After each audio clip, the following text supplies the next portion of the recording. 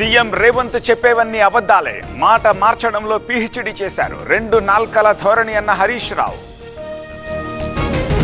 పేదల ఇంట వెలుగులు, గృహజ్యోతితో విద్యుత్ కాంతులు, లక్షలాది కుటుంబాలకు లబ్ధి అన్న సీఎం రేవంత్ రెడ్డి.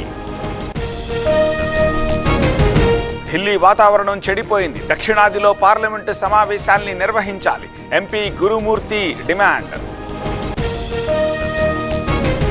రాజ్యసభ స్థానాలకు రేపే నోటిఫికేషన్, టీడీపీ నుంచి బీద మస్తాన్ రావు, బీజేపీ నుంచి ఆర్ కృష్ణయ్య పేర్ల పరిశీలన. ఇవాళ సీఎం చంద్రబాబుతో పవన్ భేటీ, బియ్యం మాఫియాపై చర్చించే అవకాశం, రాజ్యసభ సభ్యుల ఎంపికపై దృష్టి.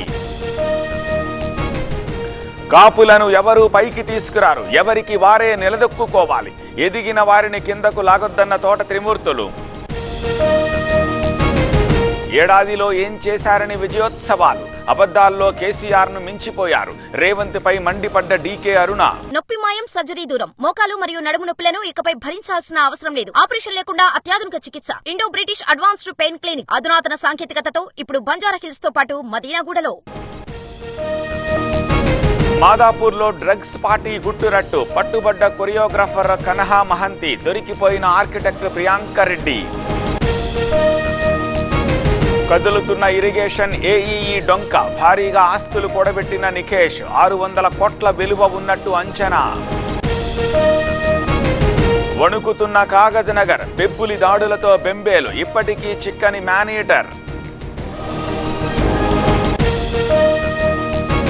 భద్రాద్రి ఏజెన్సీలో హై అలర్ట్, పీఎల్జీఏ వారోత్సవాలపై పోలీసుల ఫోకస్, గోదావరి పరీవాహక ప్రాంతాల్లో తనిఖీలు.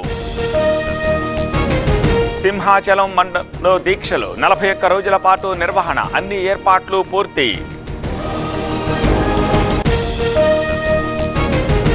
ఉప్పల్లో అగ్ని ప్రమాదం, బార్ అండ్ రెస్టారెంట్లో మంటలు, అదుపు చేసిన ఫైర్ సిబ్బంది.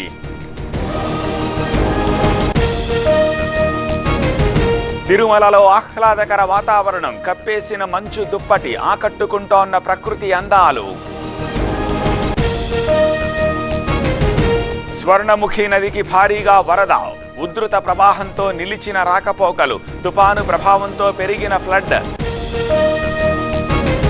విరుచుకుపడ్డ ఫెయింజల్, తమిళనాడులో తీవ్ర నష్టం, విరిగిపడ్డ చెట్లు, కరెంటు స్తంభాలు.